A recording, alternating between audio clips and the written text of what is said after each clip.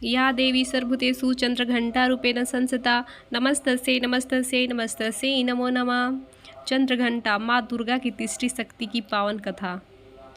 अलौकिक वस्तुओं के दर्शन कराती है माँ चंद्रघंटा। माँ दुर्गा की तीसरी शक्ति है चंद्रघंटा। नवरात्रि में तीसरे दिन इसी देवी की पूजा आराधना की जाती है। देवी का यह स्वरूप परम शांतिदायक और कल्याणकारी है। इसलिए कहा जाता है कि हमें निरंतर उनके पवित्र विग्रह को ध्यान में रखकर साधना करना चाहिए।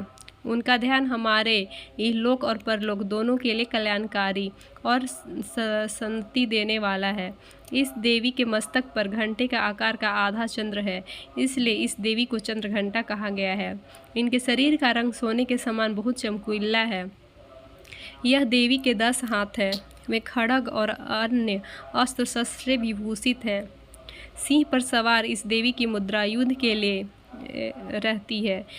इसके घंटे सी भयानक ध्वनि से अत्याचारी दानव, दैत्य और राक्षस कांपते रहते हैं। नवरात्रि में तीसरे दिन इसी देवी की पूजा का महत्व है। इस देवी की कृपा से साधक को अलौकिक वस्तुओं के दर्शन होते हैं, दिव्य सुगंधियों का अनुभव होता है और कई तरह की ध्वनियाँ सुनाई देने लगती है। इन क्षणों में साधक को बहुत सावधान रहना चाहिए। इस देवी की आराधना से साधक में वीरता और निर्भयता के साथ ही सौम्यता और विनम्रता का विकास होता है। इसलिए हमें चाहिए कि मन वचन कर्म के साथ ही काया को विहित विधि विधान के अनुसार परिशुद्ध पवित्र करके चंद्रघंटा के शरणागत होकर उनकी उपासना आराधना करना चाहिए। इससे सारे कष्टों से मुक्त होकर सहज ही परम पद के अधिकारी बन सकते हैं। यह देवी कल्याणकारी है। माँ चंद्रघंटा की पौराणिक कथा के अनुसार दैत्यों के आतंक को खत्म करने के लिए माँ दुर्गा ने माँ चंद्रघंटा का अवतार लिया था। उस समय महिषासुर देवराज इंद्र का सिंहासन हासिल करना चाहता था। देवताओं को जब महिषासुर की इस इच्छा के बारे में पता चला तो वे बहुत परेशान हुए। सभी देवता ब्रह्मा, विष्णु और महेश के पास पहुँचे। ब्रह्मा, विष्णु और महेश क्रोधित होकर ऊर्जा निकालने लगे। इस ऊर्जा से एक देवी अवतरित हुई जिन्हें माँ चंद्रघंटा कहा जाता है। भगवान शिव ने माँ चंद्रघंटा को अपना त्रिशूल दिया, भगवान विष्णु ने अपना चक्र दिया, इंद्र ने अपना घंटा और सूर्य ने अपना तेज दिया, सिंह और तलवार दिया। उसके बाद माँ चंद्रघंटा ने महिषासुर का वध करके देवताओं की रक्षा की।